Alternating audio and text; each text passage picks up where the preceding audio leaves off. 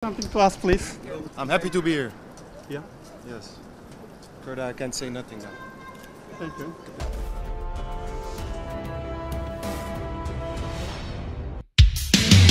Pelatih timnas Indonesia, Shin Tae-yong, ingin menghabiskan akhir hayatnya di Nusantara. Hal itu akan dilakukan jika mampu mengantar skuad Garuda menembus putaran final Piala Dunia 2026. Saat ini hampir memasuki tahun kelima sejak Shin ditunjuk sebagai pelatih timnas Indonesia pada Desember 2019. Pria asal Korea Selatan itu sudah merasakan pahit manis perjalanan bersama tim Merah Putih. Walau demikian, Shin saat ini perlahan meningkatkan kualitas timnas Indonesia untuk bersaing di kancah internasional. Fokus Shin saat ini adalah mengawal timnas Indonesia mewujudkan impian untuk tampil di Piala Dunia 2026. Ia mengaku siap menghabiskan sisa hidupnya di Indonesia andai skuad Garuda mampu lolos ke turnamen itu. Mungkin saya harus tinggal di Indonesia selama sisa hidup saya. Saya sangat suka tinggal di Indonesia, kata Shin. Kontrak Shin sejatinya masih menyisakan 3 tahun lagi, tepatnya hingga 2027. Ia juga mengaku sangat senang dengan dukungan positif yang selalu dilakukan supporter timnas Indonesia. Timnas Indonesia saat ini sedang berjuang di putaran ketiga kualifikasi Piala Dunia 2026 zona Asia. Dalam babak kualifikasi itu, 2 tim teratas akan langsung lolos ke Piala Dunia 2026. Sedangkan 2 tim peringkat ketiga dan keempat akan bertarung di putaran keempat kualifikasi.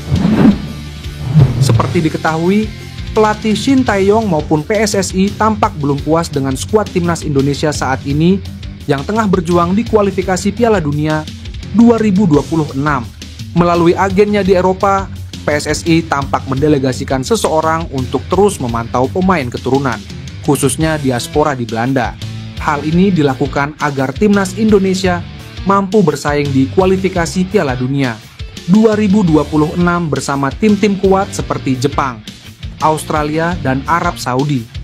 Pemain yang bisa menjadi opsi bagi timnas Indonesia ialah Jadon Oosterwolde, sayap kiri kesayangan Jose Mourinho di klub Liga Turki Fenerbahce. Sebelumnya, Shin Tae-yong dikabarkan pernah mendekati Jadon Oosterwolde. Saat itu, dia tengah menangani timnas Indonesia U19 pada 2021 lalu. Kendati demikian, Jadon Oosterwolde melalui agennya menegaskan bahwa dia masih belum bisa menerima tawaran timnas Indonesia karena berharap panggilan Belanda. Namun, setelah menolak tawaran timnas Indonesia, Jadon Oosterwolde sampai sekarang belum sekalipun mendapat panggilan Belanda. Padahal, Jadon Oosterwolde telah berperan penting dalam kesuksesan Fenerbahce menjadi runner-up Liga Turki musim lalu dengan 43 kali penampilan serta 2 gol.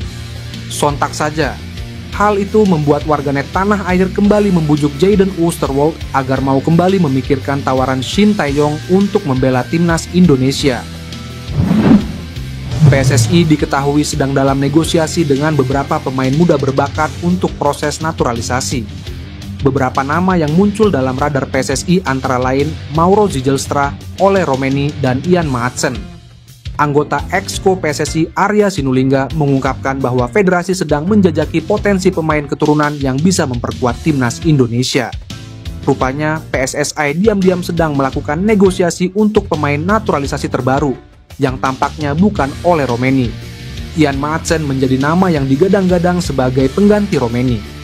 Meskipun Maatsen telah dipanggil ke tim nasional Belanda, ia belum mendapatkan kesempatan tampil di turnamen besar seperti Euro. Pemain yang memiliki darah campuran Indonesia-Suriname ini mengungkapkan kekecewaannya dalam sebuah wawancara dengan beIN Sports karena belum mendapat panggilan dari tim senior Belanda. Ketidakberhasilan Maatsen tampil di Euro memunculkan spekulasi tentang masa depannya di level internasional. Menurut data Transfermarkt, BEK berusia 22 tahun ini memiliki nilai pasar mencapai 40 juta euro atau sekitar 695 miliar rupiah. PSSI tentu memiliki alasan kuat untuk mempertimbangkan Maatsen sebagai kandidat naturalisasi bagi skuad Garuda mendatang. Selain kemampuan yang mumpuni, kehadirannya di timnas Indonesia diharapkan dapat membawa dampak signifikan bagi tim nasional. Mantan Presiden Inter Milan, Steven Zhang beri peringatan keras pada timnas Cina untuk tidak main-main dengan timnas Indonesia. Alasannya adalah karena Indonesia memiliki sosok Erick Thohir di belakangnya. Seperti diketahui, timnas Indonesia akan bersua dengan timnas Cina pada matchday keempat kualifikasi Piala Dunia 2026 zona Asia. Namun pada laga itu, Asosiasi Sepak Bola Cina dengan sengaja menggelar pertandingan itu di Stadion Qingdao yang berjarak 623 km dari Bandara Internasional Beijing.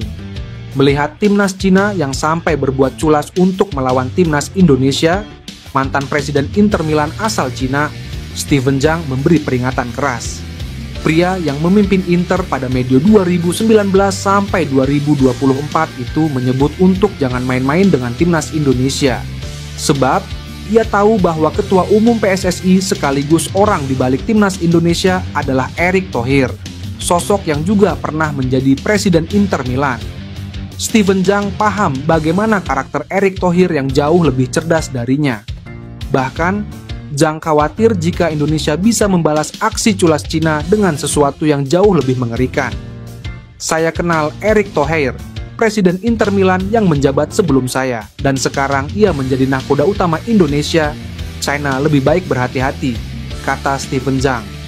Terlepas dari hal itu, laga kualifikasi Piala Dunia 2026 zona Asia antara timnas Indonesia versus timnas Cina sendiri akan digelar pada 15 Oktober 2024 mendatang. Di atas kertas, Cina jelas diunggulkan pada laga ini. Namun skuad Garuda bisa saja membuat kejutan. PSSI disebut kembali tertarik untuk memproses naturalisasi pemain keturunan yang saat ini bermain untuk FC Copenhagen, Kevin Dix. Informasi ini disampaikan oleh pengamat sepak bola, Bung Ropan. Bung Ropan mengatakan dirinya bertemu dengan Ketua Umum PSSI, Erick Thohir. Dalam pertemuan itu, Ropan bertanya kepada Erick terkait rencana menambah pemain keturunan untuk dinaturalisasi demi membuat timnas Indonesia semakin kuat. Ropan kemudian bertanya tentang peluang bek Copenhagen, Kevin Dix. Sebelumnya, Kevin Dix masih berharap dipanggil Ronald Koeman ke timnas Belanda untuk Euro 2024, tetapi hal itu tidak terwujud. Nah, saya bilang kemarin bagaimana dengan Kevin Dix. Pak Erick Thohir bilang oke karena Kevin Dix masih masuk ke dalam radar, ucap Ropan. Ropan menjelaskan bahwa Erick Thohir sedang mengupayakan Kevin Dix mau bermain untuk timnas Indonesia. Menurut cerita yang didapat Ropan, keluarga sang pemain juga sudah membuka diri. Jika benar Kevin Dix bersedia bermain untuk timnas Indonesia, maka ini menjadi angin segar bagi Shin Tae-yong. Pasalnya, timnas Indonesia akan bersaing di babak 3 kualifikasi Piala Dunia 2026 zona Asia. Apa respons Elkan Bagot setelah Mace Hilgers gabung timnas Indonesia? Setelah mengunggah momen bersama sang kekasih di akun Instagramnya pada 29 Agustus 2024, Elkan Bagot tak pernah lagi membagikan momen dirinya. Di media-media Inggris pun tak ada pernyataan dari Elkan Bagot. Malahan, kabar buruk menimpa bek 21 tahun ini. Elkan Bagot dikabarkan mengalami cedera dan diperkirakan absen paling cepat sebulan.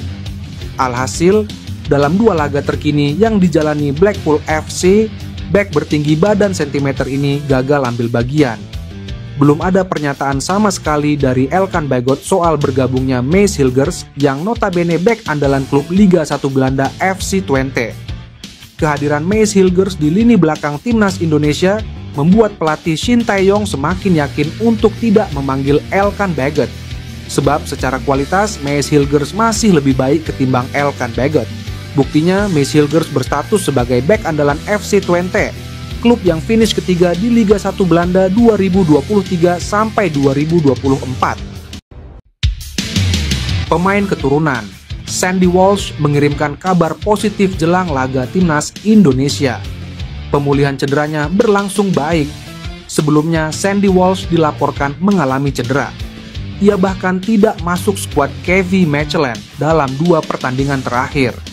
Situasi ini membuat Shin Tae-yong ketar-ketir, karena bek berusia 29 tahun tersebut adalah pemain penting di skuad Garuda. Buktinya dalam pertandingan melawan Arab Saudi dan Australia, Sandy Walsh selalu starter di sektor wingback kanan. Dikabarkan mengalami cedera, Sandy Walsh kini mengirimkan sinyal positif terkait proses penyembuhannya. Hal itu diunggah via Instagram pribadinya. Membuat langkah besar dalam rehabilitasi saya. Penghargaan kepada tim karena membuat saya kembali ke lapangan secepatnya, tulisnya di keterangan postingan. Tak pelak, unggahan Sandy Walsh mendapatkan reaksi semangat dari netizen hingga rekan-rekannya di timnas Indonesia, seperti Rafael Struijk hingga Ivar Jenner. Melihat hal ini, Sandy Walsh semakin positif bisa kembali ke timnas Indonesia dengan kondisi pulih. Apalagi skuad Garuda bakal menghadapi 2 laga penting.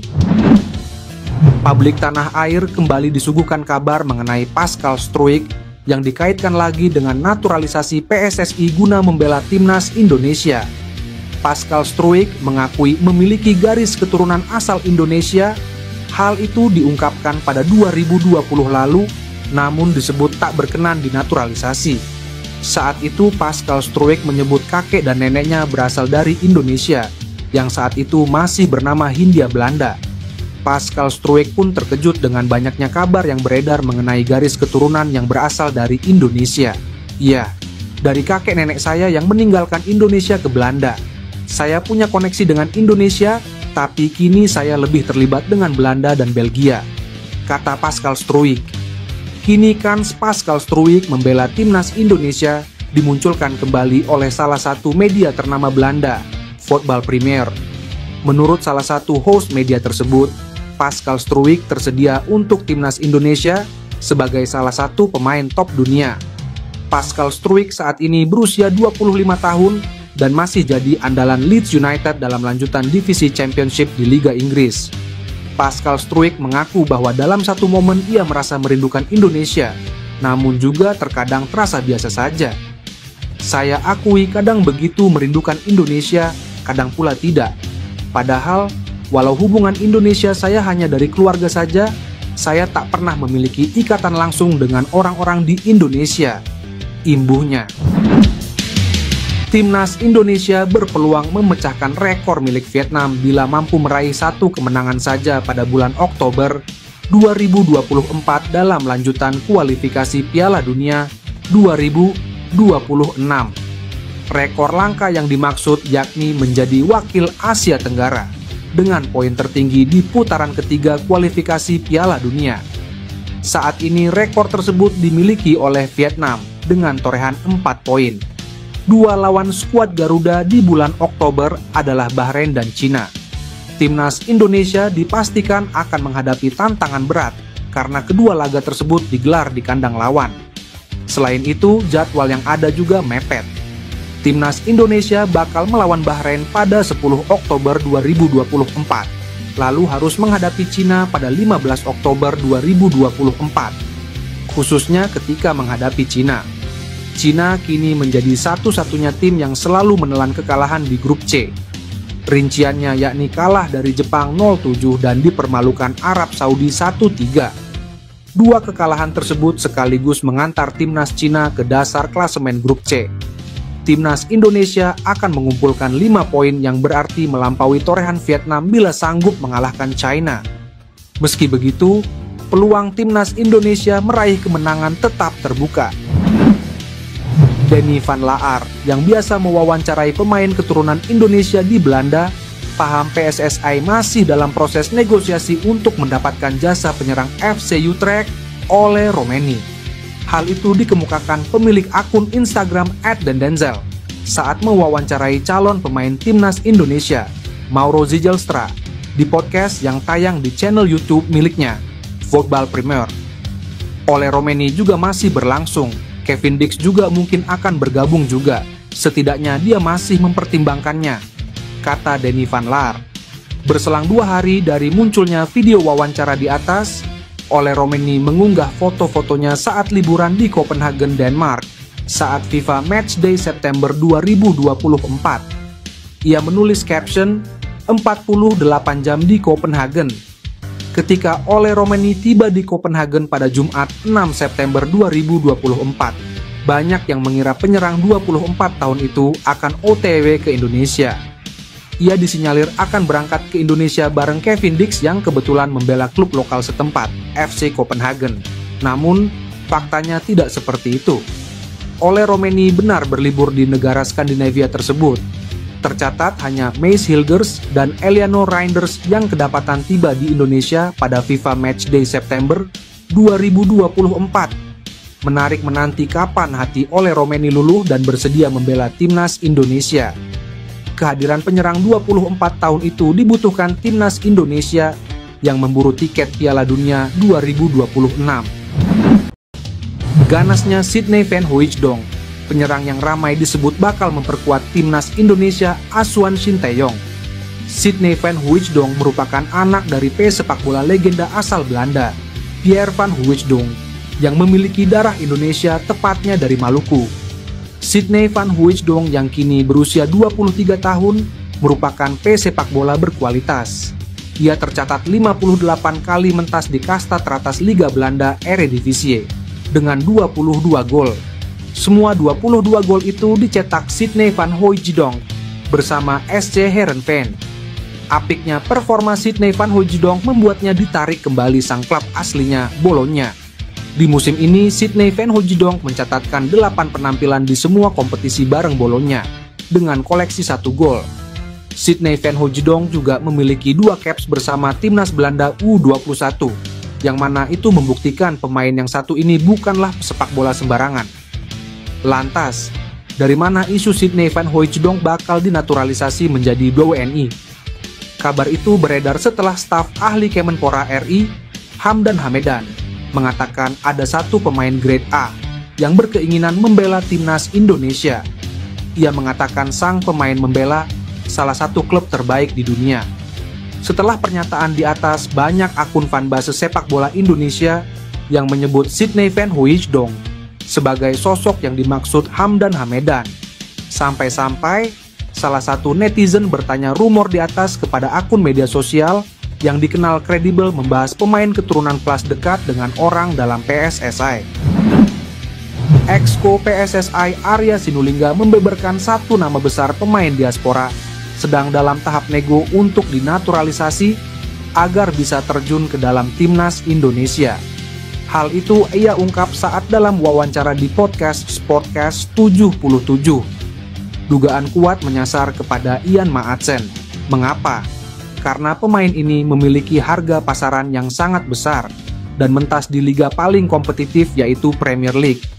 Diketahui, harga pasaran Maatsen itu adalah 695,27 miliar.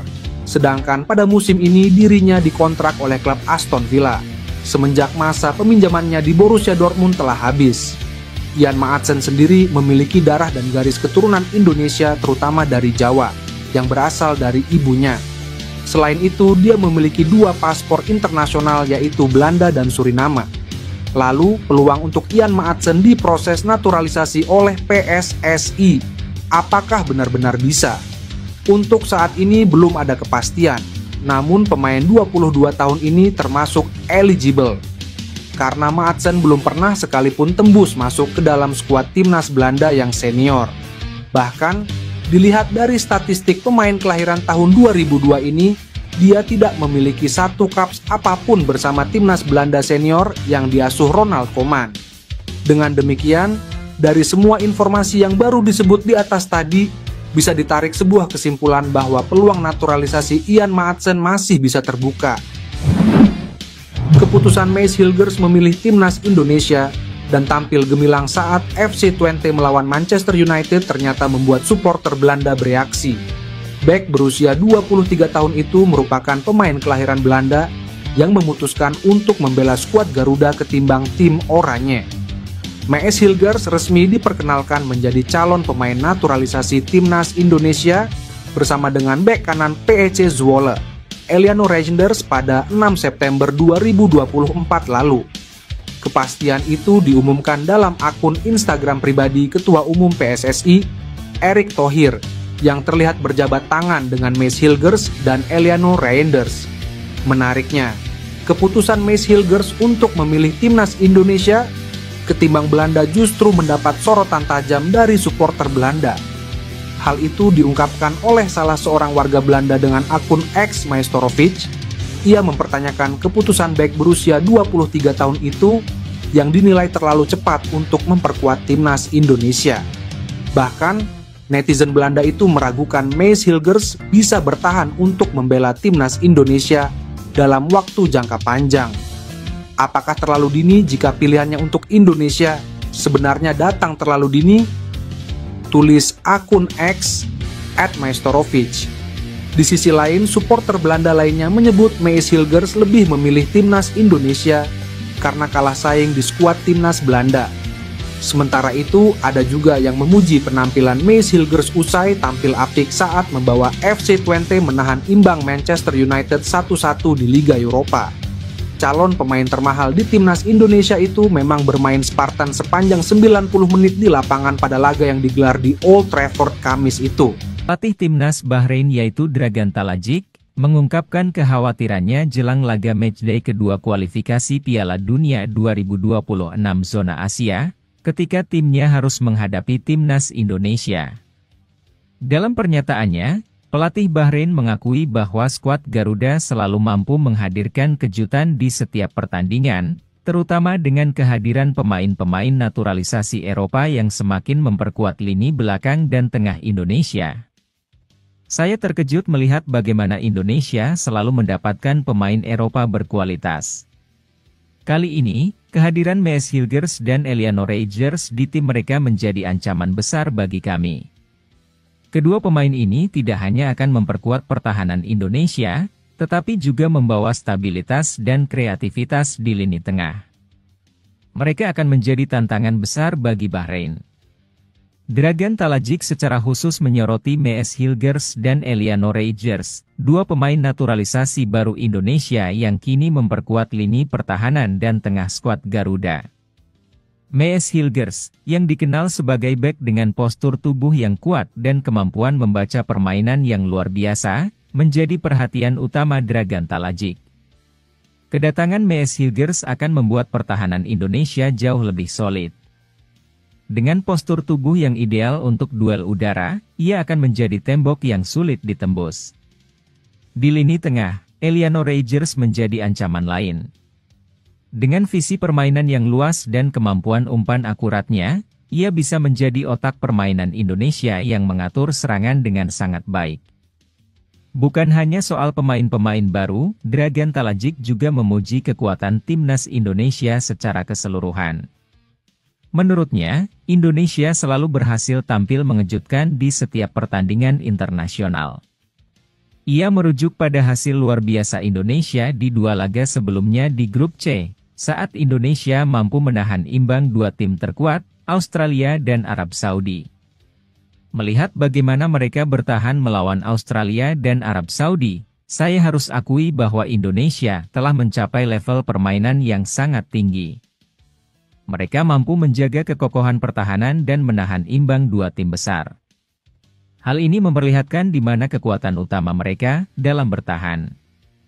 Pelatih Bahrain yaitu Dragan Talajic menegaskan bahwa gaya bermain defensif Indonesia kini semakin sulit ditembus, terutama dengan kehadiran Hilgers dan Reijers.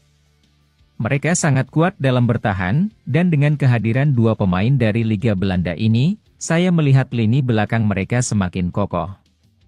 Ini tentu menjadi pekerjaan rumah tambahan bagi kami untuk bisa menembus pertahanan mereka.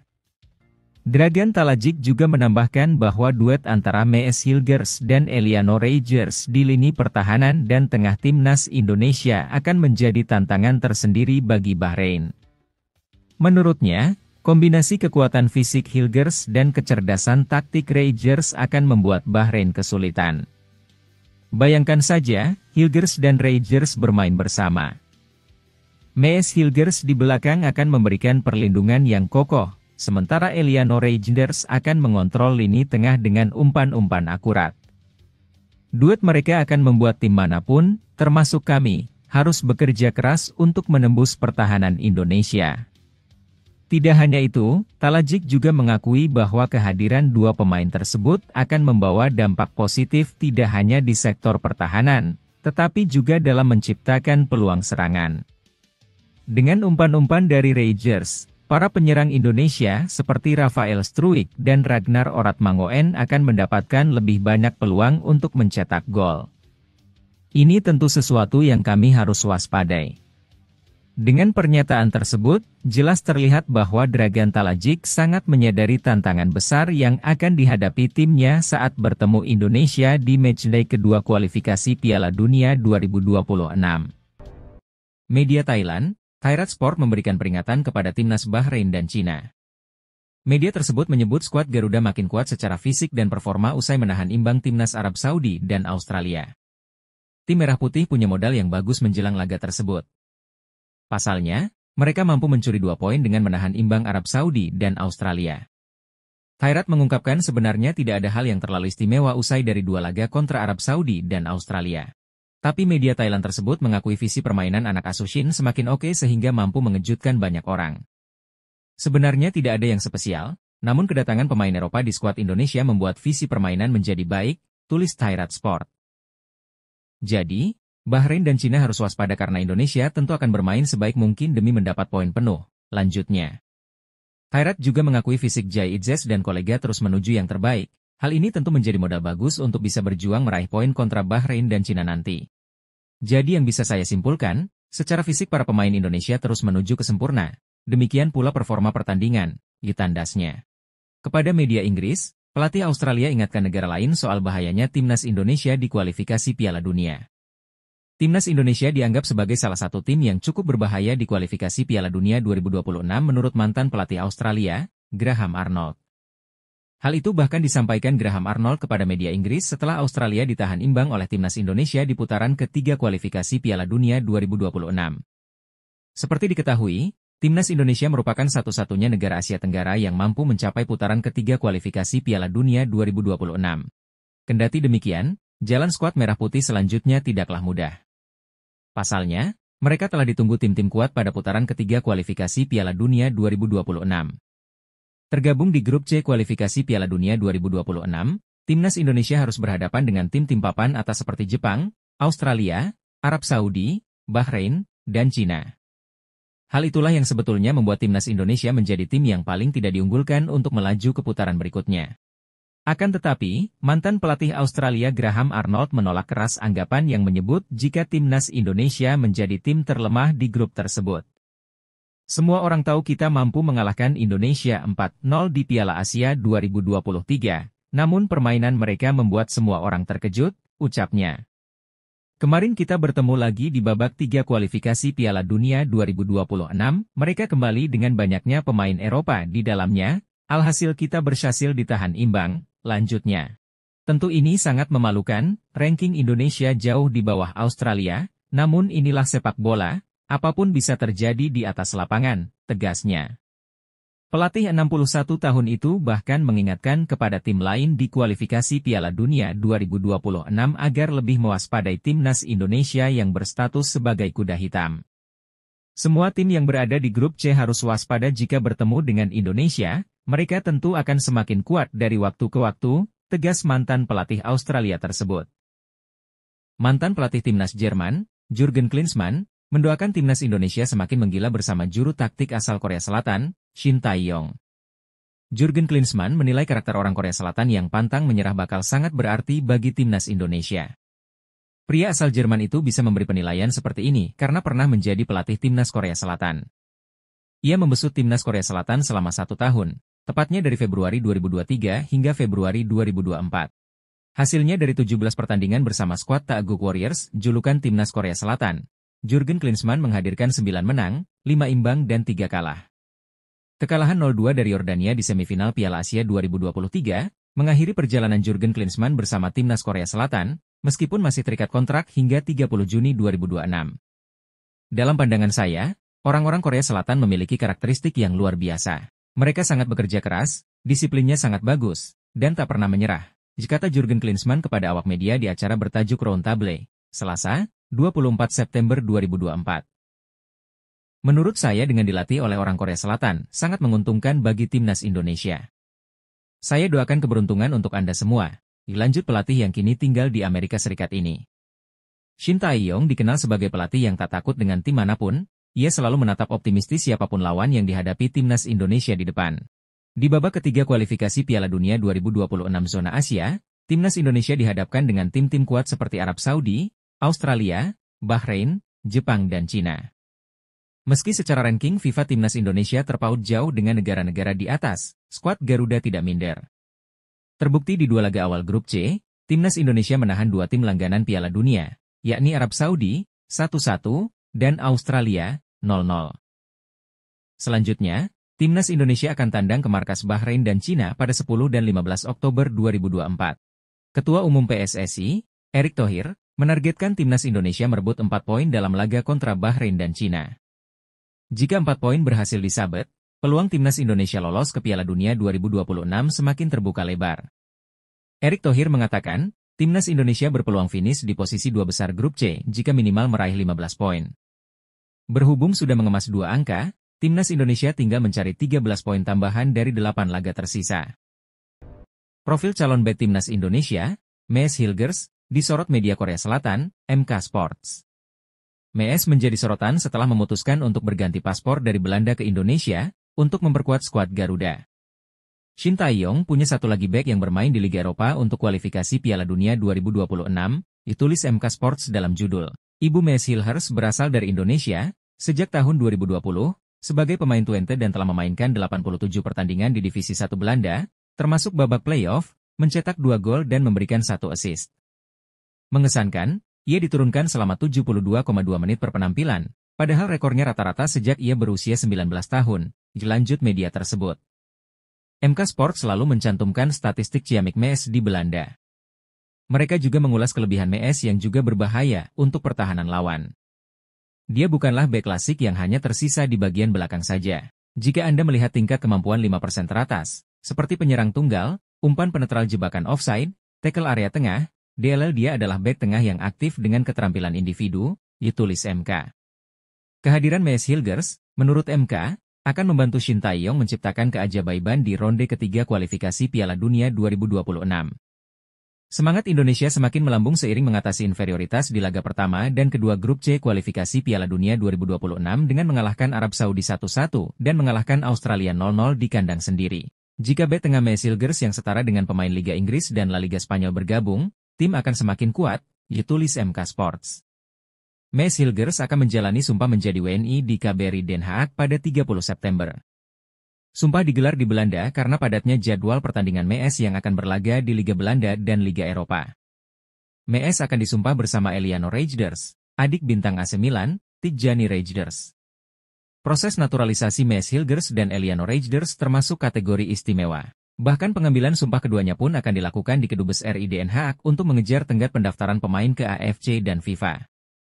Padahal Shin Tae-yong pernah berucap pemain yang membela klub Twente dan PSV di Eredivisie Belanda ini baru bisa bermain untuk timnas Indonesia pada periode November 2024.